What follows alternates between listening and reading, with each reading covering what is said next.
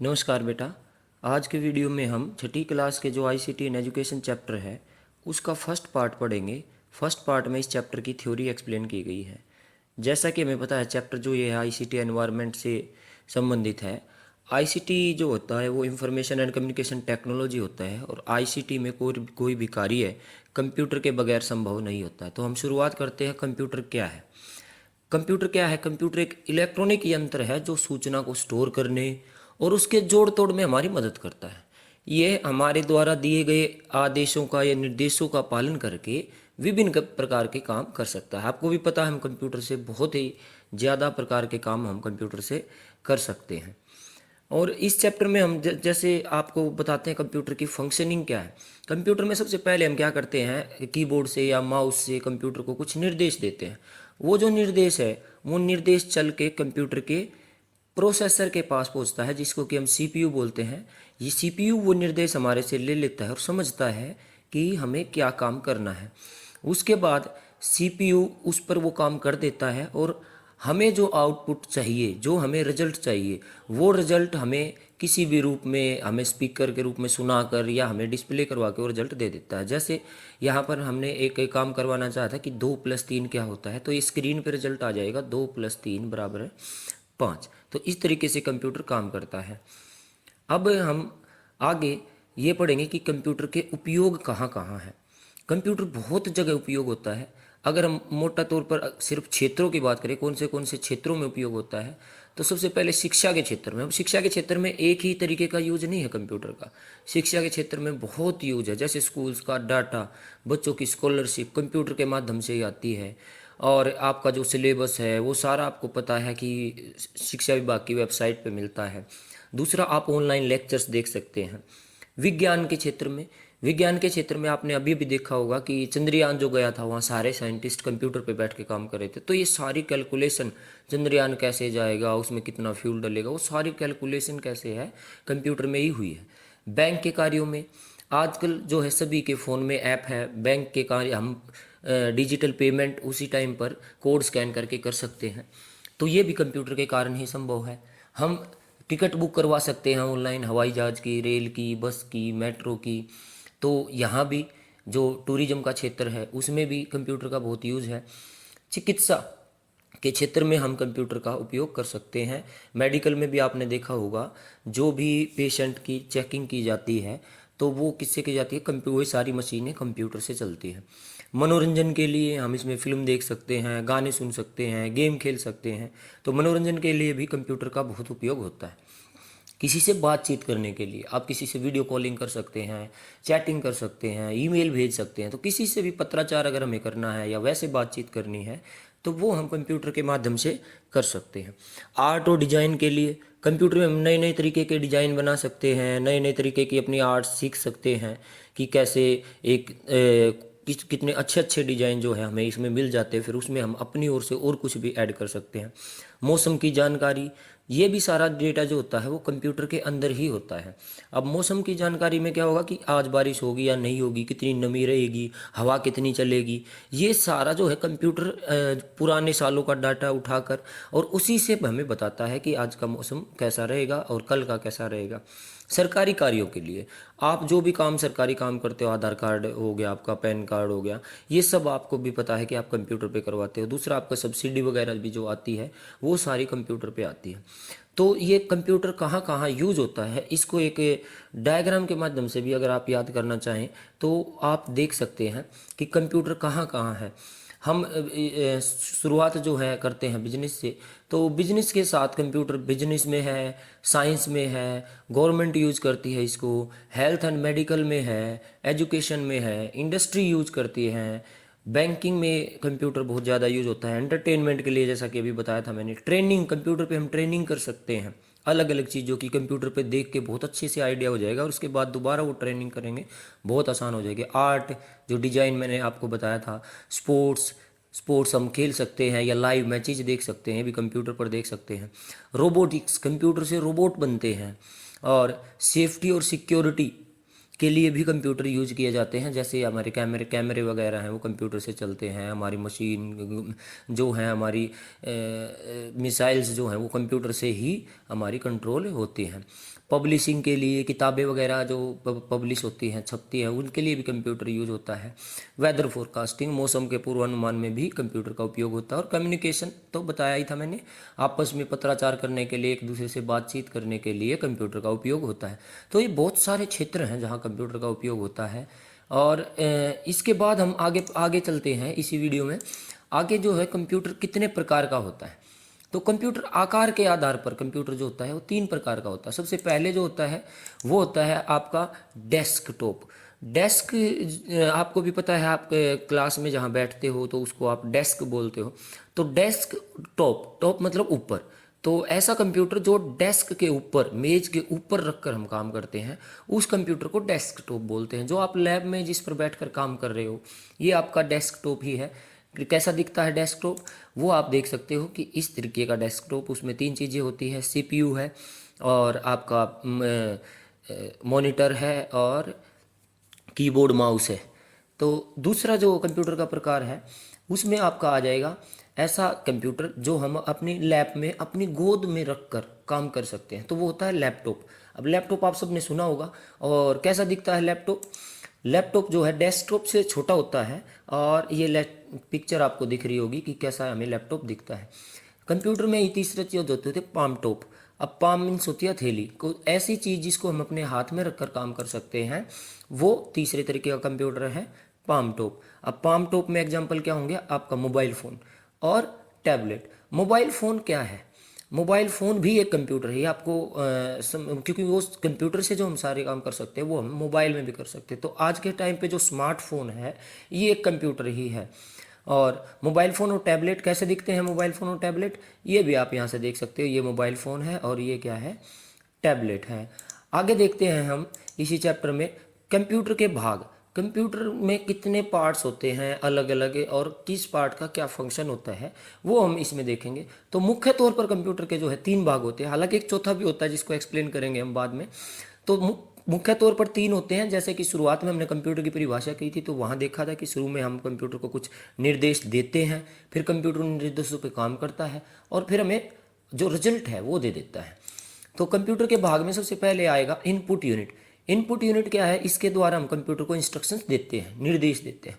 और कंप्यूटर को निर्देश देने के लिए जिन जिन चीज़ों का उपयोग किया जाता है वो इनपुट डिवाइसेज होती है। जैसे कीबोर्ड से कर सकते हैं, माउस से कर सकते हैं, टच करके कर सकते हैं, माइक से भी दे सकते हैं। तो ये सारी इनपुट डिवाइसेज हैं। आगे जब कंप्यूटर के पार्ट्स को और डिटेल में एक्सप्लेन करेंगे तो इसके उदाहरण आपको पता चलेंगे कि इनपुट डिवाइसेज कौन सी होती है। दूसरा जो होता है आउटपुट यूनिट। आउटपुट यूनिट में हम जो चाहते हैं वो परिणाम हमें आउटपुट यूनिट में मिलता है। हम देख कर या सुनकर कंप्यूटर ने जो भी काम किया वो उसको हम जान सकते हैं कि हमने जो काम दिया था वो कंप्यूटर ने किया, तो उसका परिणाम क्या आया। तीसरी है central processing unit, CPU. Processing unit जो होती है उसका मेन काम क्या है, जो भी हमने इनपुट दी उस इनपुट पे जो हम रिजल्ट चाहते हैं जिस तरीके का, जैसे 2+3 करना है हमें, तो प्रोसेसिंग यूनिट क्या करेगी, 2+3 हमें करवाएगी।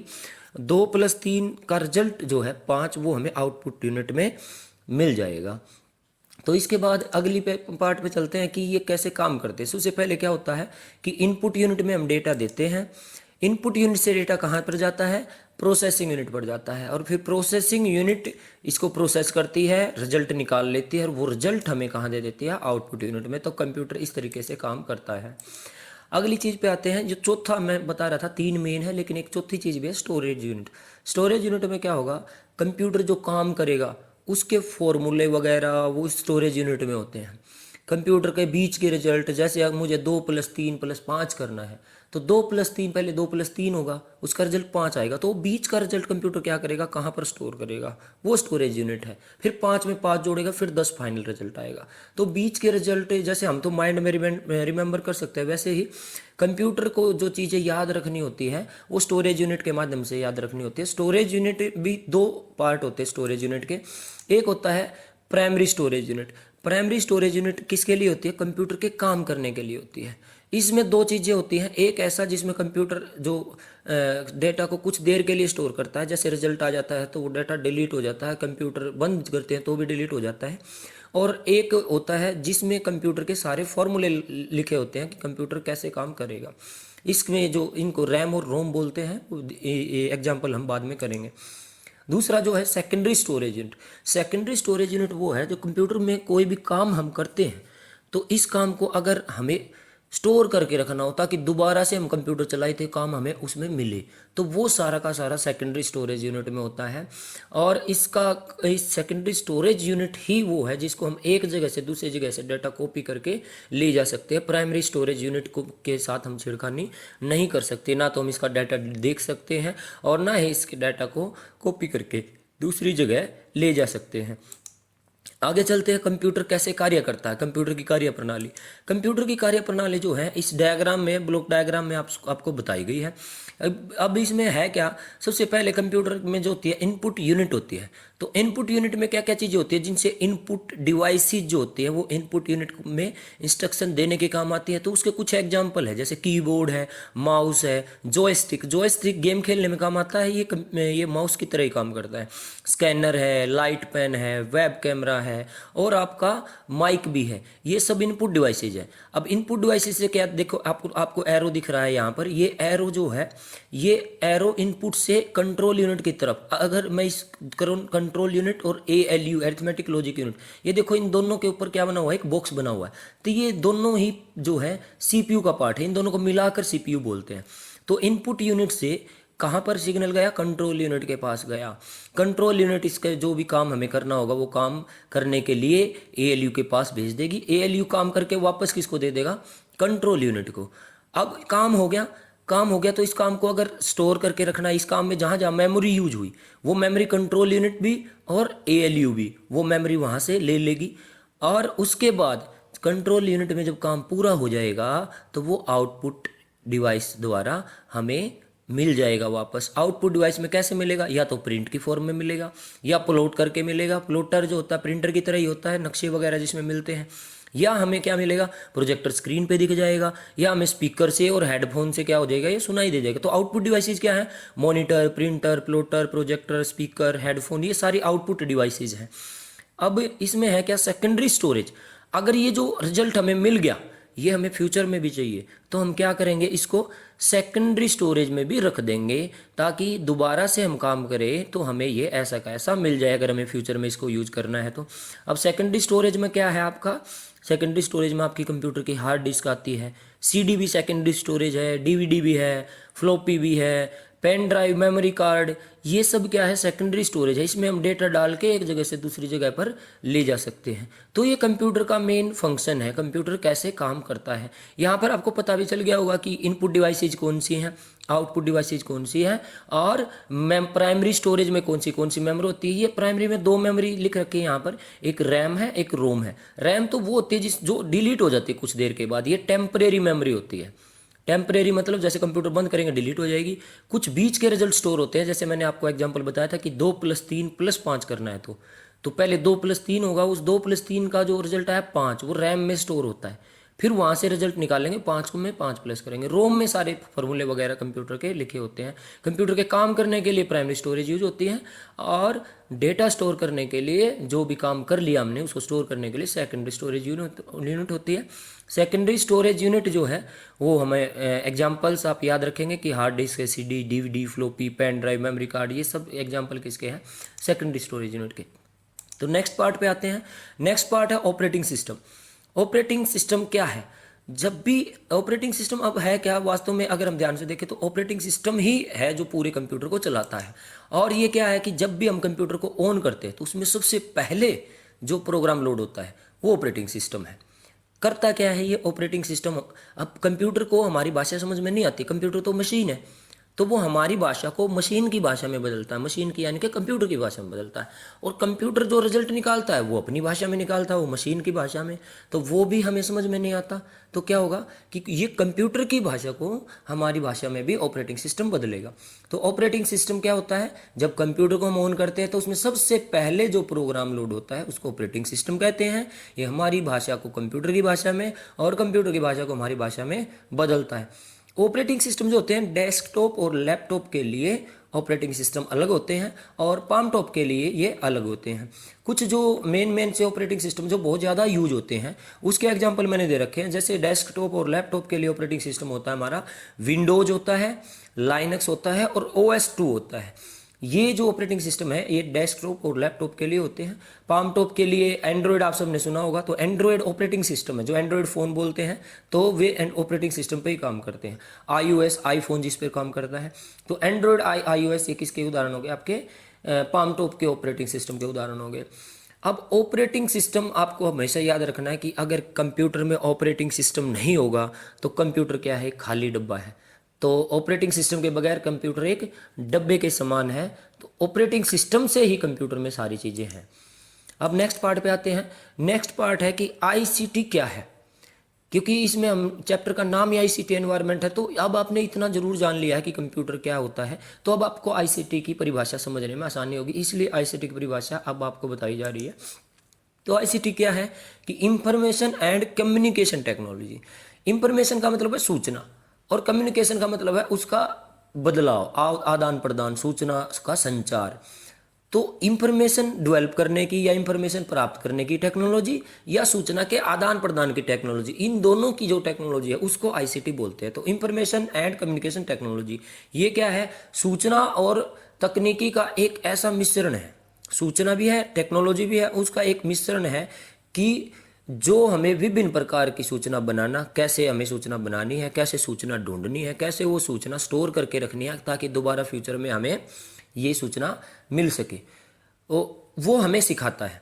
और आईसीटी हमारी रोज़मर्रा की ज़िंदगी में रोज़ हमें बहुत बार आपने देखा होगा कि कहीं भी हम जाते हैं तो वहाँ का कहीं ना कहीं कंप्यूटर दिख जाता है। और आजकल तो फ़ोन भी, मैंने बताया आपको कि फ़ोन भी एक कंप्यूटर होता है और ये तो हर जगह है। तो शिक्षा में, हॉस्पिटल में, रोज़गार में, जो शुरू में बताया था कहाँ कहाँ पर यूज होता है कंप्यूटर का, तो वो सारा आईसीटी है। तो आईसीटी अब क्या है, आईसीटी का उपयोग क्या होगा। आईसीटी का उपयोग करने के लिए हमें क्या चाहिए, एक तो कंप्यूटर चाहिए। जैसे फ़ोन में उपयोग कर रहे हैं तो फ़ोन में हम नॉर्मल फ़ोन यूज़ कर रहे हैं तो वही भी, अगर फ़ोन में माइक अलग से भी यूज़ कर सकते हैं। ऐसे ही कंप्यूटर में जब अगर बात करें तो कंप्यूटर में हमें कीबोर्ड चाहिए, माउस चाहिए, प्रोजेक्टर लगा सकते हैं हम, स्पीकर लगा सकते हैं अपनी मर्जी से, माइक लगा सकते हैं एक्स्ट्रा। तो आईसीटी का जब हम उपयोग करते हैं ना, तो कुछ चीज़ें ऐसी हैं जो हमें चाहिए। इन चीज़ों को दो कैटेगरी में बांटते हैं, सॉफ्टवेयर और हार्डवेयर। तो आईसीटी का उपयोग करने के लिए हमें कुछ सॉफ्टवेयर चाहिए और कुछ हार्डवेयर चाहिए। तो इनके बारे में चलो देखते हैं। तो यहाँ पर हम सॉफ्टवेयर के बारे में पढ़ेंगे। एक कंप्यूटर में दिखने वाली वे चीज़ें जिन्हें हम केवल देख सकते हैं, छू नहीं सकते। जैसे यहाँ पर भी मैं आपको ये स्क्रीन दिखा रहा हूँ, तो ये सॉफ्टवेयर लिखा हुआ है, आप इसको खाली देख सकते हैं, इसको छू नहीं सकते, इसको पकड़ के निकाल नहीं सकते यहाँ से। तो ऐसी चीज़ें जिन्हें सिर्फ देख सकते हैं उनको सॉफ्टवेयर कहते हैं। सॉफ्टवेयर में भी दो चीज़ें होती हैं। एक तो वो जो सारे सॉफ्टवेयर्स को चलाता है उसको सिस्टम सॉफ्टवेयर बोलते हैं, जो शुरू में ही बताया था मैंने, इससे पिछली वीडियो में हमने देखा था ऑपरेटिंग सिस्टम। ऑपरेटिंग सिस्टम में सारे सॉफ्टवेयर चलते हैं। और सॉफ्टवेयर हमें क्या होते हैं, बहुत से सॉफ्टवेयर मुफ्त में मिल जाते हैं। जैसे कैसे कि आप देखना कि सॉफ्टवेयर के एग्जांपल देखो कि सॉफ्टवेयर क्या होते हैं। पेंटिंग ऑपरेटिंग सिस्टम है गूगल क्रोम आप डाउनलोड कर सकते हो, फ्री में मिलता है। जीमेल आप डाउनलोड कर सकते हो। व्हाट्सएप एप्लीकेशन जो फ़ोन में होती है फ्री में मिलती है। तो ये चीज़ें वे हैं जो बहुत सारे सॉफ्टवेयर जो हैं, कुछ सॉफ्टवेयर के पैसे भी देने होते हैं, सब फ्री नहीं होते। तो ये हमें मुफ्त में मिलते हैं, आपको ये समझने के लिए ही ये बताया गया है। तो सॉफ्टवेयर के उदाहरण क्या है, पेंटिंग है, ऑपरेटिंग सिस्टम है, Google Chrome, Gmail, WhatsApp, video player, audio player, notepad, Instagram, ठीक है, जो आप यूज़ करते हो, यूट्यूब, ये सारे क्या हैं, आपके सॉफ्टवेयर हैं। हार्डवेयर क्या है, हार्डवेयर ऐसी चीज़ें हैं कंप्यूटर की जिन्हें हम देख भी सकते हैं और देखने के बाद जिनको हमें छू भी सकते हैं। तो हार्डवेयर में क्या होते हैं, हार्डवेयर हमें कभी भी मुफ्त नहीं मिलते। कोई भी चीज़ जिसको हम छू सकते हैं कंप्यूटर की, उसके हमें पैसे देने पड़ते हैं। अगर वो ख़राब हो गई, दोबारा हम लेके आएंगे तो हमें उसके अलग से पैसे देने पड़ेंगे। और हार्डवेयर के एग्जांपल क्या है, कीबोर्ड है, माउस है, मॉनिटर है, पेन ड्राइव है, CD, memory card, data cable, charger, battery, ये सारी चीज़ें जो हम छू सकते हैं, ये सारे के सारे क्या हैं, आपके हार्डवेयर हैं। अब हम आगे चलते हैं। कंप्यूटर की मेमोरी जो होती है, हमें देखा था input unit, output unit, processing unit और मेमोरी यूनिट। तो कंप्यूटर की मेमोरी कैसे पता चलता है कि मेमोरी कैसे किस चीज़ में कंप्यूटर की मेमोरी मापी जाती है। तो कंप्यूटर की मेमोरी को हम किस में मापते हैं, बिट में और बाइट में, ठीक है। बिट बिट और बाइट, अब ये बिट और बाइट क्या है, इससे पहले आपको थोड़ा सा समझना पड़ेगा। जैसा मैंने बताया था, ऑपरेटिंग सिस्टम क्या करता है, हमारी भाषा को कंप्यूटर की भाषा में बदलता है और कंप्यूटर की भाषा को हमारी भाषा में बदलता है। तो ये बिट और बाइट यहीं से आपके समझ में आएगा। कंप्यूटर क्या करता है, कंप्यूटर कुछ भी नहीं समझता, सिर्फ 0 और 1 समझता है। तो हम कंप्यूटर में जो भी चीज़ भेजते हैं ना, उसको वो 0 1 में बदल देता है। यदि हम कंप्यूटर में 12 लिखेंगे तो उस 12 को कंप्यूटर कैसे करता है, 0 0 0 0 1 1 0 0 ऐसे समझेगा। ये आप बड़ी क्लासेज में जाके पढ़े भी नहीं कि 12 को ऐसे कैसे किया गया। तो और ये होता कैसे है, अब ये 0 0 1 0 में कौन बदलता है, तो हमें पता तो है कि ऑपरेटिंग सिस्टम बदलता है। लेकिन ऑपरेटिंग सिस्टम भी किसकी सहायता से बदलता है, दो चीज़ें होती है, कंपाइलर और इंटरप्रेटर, जो क्या करता है, हमारी भाषा को कंप्यूटर की भाषा में बदलता है। और कंप्यूटर 0 1 की भाषा में समझता है। सिर्फ ये डायग्राम मैं आपको दिखा रहा हूँ, इसमें आपको पता चलेगा कि कंप्यूटर के अंदर क्या दिखता है। कंप्यूटर को हम कुछ भी लिखते हैं, माउस क्लिक करते हैं, कंप्यूटर को सिर्फ ऐसा दिखता है जैसा आपको दिख रहा होगा, ये 1 0 1 0 ऐसे ऐसे हो रहा है। तो कंप्यूटर के पास जो निर्देश जाते हैं सारे इस रूप में जाते हैं। देखो ये स्क्रीन पे आपको दिख रहा होगा। तो आगे आप मेमोरी में देखते हैं किस चीज़ में मापते हैं। जैसे हम वजन को मापते हैं तो मिलीग्राम में, ग्राम में, किलोग्राम में, टन में, क्विंटल में ऐसे मापते हैं ना। तो ऐसे मेमोरी भी कम और ज़्यादा होगी तो उसके मापन के पैमाने क्या होंगे, अलग अलग होंगे। तो मेमोरी में सबसे पहले सबसे छोटा जो पैमाना होता है मेमोरी का, वो बिट होता है। इस बिट में क्या होगा, सिर्फ एक बार या तो 0 होगा या 1 होगा, सिर्फ एक ही अंक होगा, या तो 0 होगा या 1 होगा, तो उसको हम बिट बोलेंगे। अब बिट से बड़ी मेमोरी क्या होती है, वो होती है निब्बल। निब्बल क्या होता है, 4 बिट अगर हम इकट्ठे कर दें तो उसको निब्बल बोलेंगे। अब निब्बल जैसे एग्जांपल ले सकते हो आप, 1 0 1 1, इसमें 4 बिट इकट्ठे हैं, ये निब्बल है। 1 1 1 0, इसमें 4 बिट इकट्ठे हैं, निब्बल है। 0 1 0 1, ये भी निब्बल है। अगले पे आते हैं, निब्बल से बड़ी यूनिट क्या है, बाइट। बाइट क्या है, 8 बिट अगर इकट्ठे कर दे या 2 निब्बल इकट्ठे कर देंगे तो एक क्या बन जाएगा, बाइट बन जाएगा। बाइट का एग्जांपल आप देख सकते हैं, जैसे 1 1 0 1 0 0 1 0, 0 1 0 1 1 0 1 1। ये आप देखेंगे कि हर एक ग्रुप में कितने बिट हैं, 8 बिट। यहाँ भी 8 बिट है, यहाँ भी 8 बिट है। तो ये सब किसके एग्जाम्पल है, बाइट के एग्जाम्पल है। अब इससे भी बड़ी जो मेमोरी होती है वो कैसे है, वो कैसे बदलती है। यहाँ तो छोटे हैं, इससे आगे जो पैमाने रहते हैं 1 से रहते हैं। तो बाइट से जो बड़ी यूनिट है वो क्या होती है, सबसे पहले किलो बाइट होती है। अब कंप्यूटर में जो होते हैं ना, सारी चीज़ 2 की पावर में होती है। तो वैसे तो हमें पता है किलो का मतलब क्या होता है, 1000, लेकिन कंप्यूटर में किलो का मतलब 1000 नहीं होता। कंप्यूटर में किलो का मतलब होता है 1024। क्यों, क्योंकि कंप्यूटर सिर्फ 0 और 1 को समझता है। तो 0 और 1 का मतलब कंप्यूटर में सिर्फ 2 अंक है। और ये 1024 क्या है, 2 की पावर 10। आप 2 को 10 बार गुना करेंगे तो 1024 आएगा। तो इसलिए कंप्यूटर की मेमोरी इसी में मपती है। तो 1 किलो बाइट क्या होगा, 1024 बाइट। अब किलो बाइट कहाँ दिखता है हमें, जब हम फॉर्म भरते हैं ना तो फोटो पे लिखा रहता है कि ये फोटो 50 KB से कम का फोटो करो, 100 KB से कम का करो, 20 KB से कम का करो, 2 से 10 KB के बीच में करो। तो वो KB आपने पढ़ा, वो KB क्या है आपका, किलो बाइट है। अब किलो बाइट के बाद आता है 1 मेगाबाइट। 1 मेगाबाइट क्या है, 1024 किलो बाइट के बराबर होता है। अब मेगाबाइट कहाँ दिखता है, जो आपके पास CD होती है, एक CD के अंदर हम 700 मेगाबाइट इंफॉर्मेशन स्टोर कर सकते हैं। तो यहाँ भी आपको MB दिखता है। और MB आपको कहाँ दिखता है, आप गाने डाउनलोड करते हैं, ये गाना 10 MB का है, 20 MB का है। आजकल फ़ोन में जो फ़ोटो ली जाती है वो फ़ोटो भी 2 2 4 4 MB की होती है, अगर हम हाई क्वालिटी में फ़ोटो लेते हैं तो। अब MB से बड़ी यूनिट क्या होती है, GB, गीगाबाइट। अब गीगाबाइट क्या है, आपकी 1024 MB के बराबर है। अब गीगाबाइट कहाँ होती है, जो DVD होती है, एक DVD में 4.7 गीगाबाइट मेमोरी स्टोर हो सकती है। 4.7 गीगाबाइट का डेटा हम डाल सकते हैं। तो यहाँ पर गीगाबाइट। और GB में आप नॉर्मली क्या करते हो, जैसे बड़ा बड़ा कोई गेम है तो वो भी GB में आता है कि ये गेम इतने GB का है। कोई मूवी करते हो कि ये मूवी तो 4 GB की है, HD में है, तो वहाँ भी GB में मेमोरी होती है। GB के बाद जो अगली मेमोरी है वो होती है टेराबाइट, TB। और TB क्या है कि 1024 GB के बराबर। स्केल वही बराबर रहेगा, सिर्फ आपको याद रखना है कि छोटी यूनिट कौन सी है, बड़ी यूनिट कौन सी है। टेराबाइट क्या होती है, आजकल फ़ोन भी काफ़ी फ़ोन आ गए आपके, जिन फ़ोन में भी या कंप्यूटर में तो आने ही लग गई है, जो कंप्यूटर में मेमोरी होती है वो 1 TB या 2 TB की होती है। फ़ोन में भी 1 TB तक के फ़ोन भी हमारे कुछ आ चुके हैं। तो ये यहाँ पर आप TB सुनते हैं। अब अगली यूनिट जो कंप्यूटर की है वो है पेटाबाइट। पेटाबाइट क्या है, 1024 टीबी के बराबर है। ये यहाँ पर गलत लिखा गया है, एमबी नहीं होगा, यहाँ पर होगा टीबी। पेटाबाइट है 1024 टीबी के बराबर। 1024 टीबी। अब पेटाबाइट कहाँ यूज होता है? पेटाबाइट हम नॉर्मल लाइफ में नहीं देखते, लेकिन आपने नासा सुना होगा, है ना, अमेरिकन की स्पेस एजेंसी जो है अमेरिका की।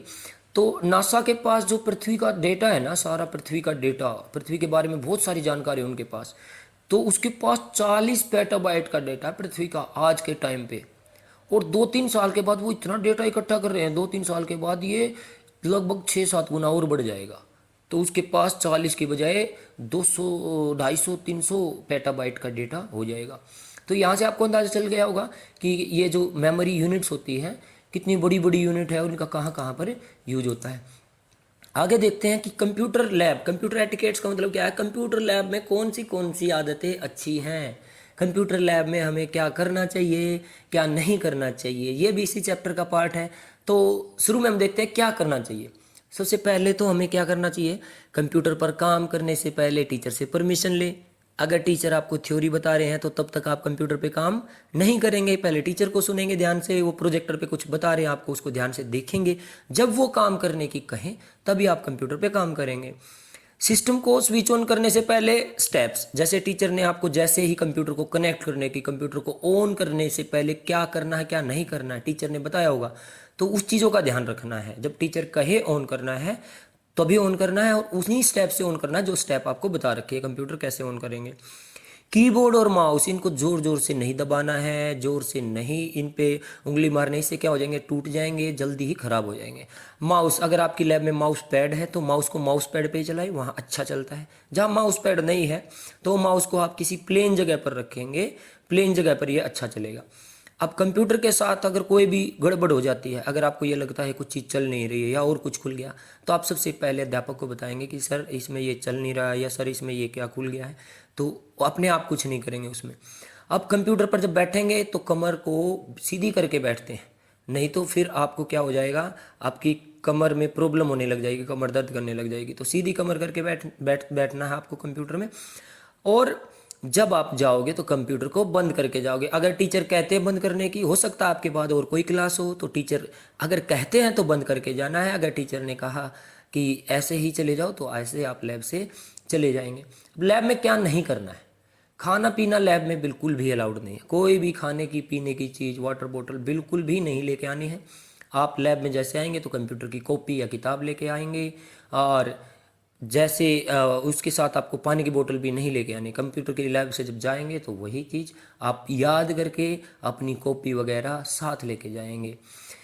अब गीले हाथों से कंप्यूटर बिल्कुल नहीं। अगर कोई बच्चा लैब में पानी वगैरह पी के आया, उसके हाथ गीले हैं, तो कंप्यूटर को बिल्कुल नहीं छेड़ना। पहले हाथों को रुमाल से अच्छे से साफ करना है। अगर रुमाल आपके पास नहीं है तो हाथों के सूखने का इंतजार करें। जब तक कंप्यूटर पे कोई दूसरा बच्चा बैठा है तो उसको देखते रहे वो कैसे काम कर रहा है। तो कंप्यूटर को गीले हाथों से बिल्कुल नहीं छूना है। कंप्यूटर कीबोर्ड की कीज को जोर से प्रेस नहीं करना है, ठीक है। यही ये चीज़ यहाँ भी थी, कैसे उपयोग करना है, हल्के से उपयोग करना है। और यहाँ क्या लिख रखा है, क्या करना है, जोर से प्रेस नहीं करना है। और कंप्यूटर के किसी भी पार्ट को, किसी भी पुर्जे को, किसी का कहीं भी लेबल लिखा हुआ है, कोई कोई स्टिकर लगा हुआ है, तो उसको छेड़ना नहीं है, उसको उखाड़ना नहीं है, ना ही किसी चीज़ की केबल हटानी है। क्योंकि उस स्टिकर पे उसकी इंफॉर्मेशन लगी रहती है बेटा। जब वो ख़राब होता है, हम कंपनी को कॉल करते हैं तो वहीं से उसके नंबर देखे जाते हैं। तो कोई केबल नहीं निकालनी है, किसी चीज़ को नहीं छेड़ना है, नहीं कोई स्टिकर उखाड़ना है। अब कंप्यूटर में जब आप बैठते हो, बाई चांस अगर आपको कंप्यूटर से इंटरनेट कनेक्टेड है, तो उसमें कुछ भी डाउनलोड नहीं करना आपको। ना कोई सॉफ्टवेयर डाउनलोड करना है, ना कुछ चेंज करना है, ना ही कोई सॉफ्टवेयर आपको क्या करना है, इंस्टॉल करना है। और कंप्यूटर रूम में शोर तो बिल्कुल भी नहीं करना है। ये आपको बताया भी हुआ है कि जो भी लैब्स होती हैं स्कूल में, चाहे साइंस लैब है, चाहे आपकी आईसीटी लैब है, चाहे मैथ लैब है, या सोशल साइंस लैब है, या लाइब्रेरी है, या कैल लैब है, इन लैब्स में जब भी आप जाते हो, इनमें कभी भी शोर करना नहीं होता। वहाँ चुपचाप बैठना होता है, चुपचाप अपना पढ़ना होता है, या चुपचाप सुनना होता है, वो एक्टिविटीज़ देखनी होती है। तो आज के वीडियो में मेरे ख्याल से आपको ये थ्योरी पूरी क्लियर होगी। और ये देखने के लिए बेटा थैंक यू। अगर आपको ये वीडियो अच्छा लगा है तो वीडियो को लाइक करें, और अगली वीडियोस के लिए आप सब्सक्राइब पे दबाएंगे और बेल आइकन प्रेस कर देंगे।